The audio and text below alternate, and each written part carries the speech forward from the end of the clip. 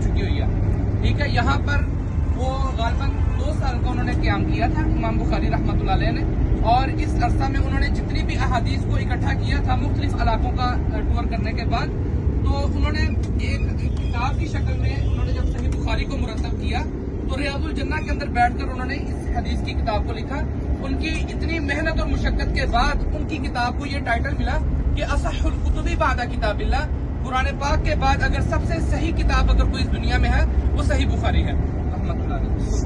ये आपके सामने मस्जिद नबी की कंस्ट्रक्शन है, न्यू कंस्ट्रक्शन, ये काम चल रहा है।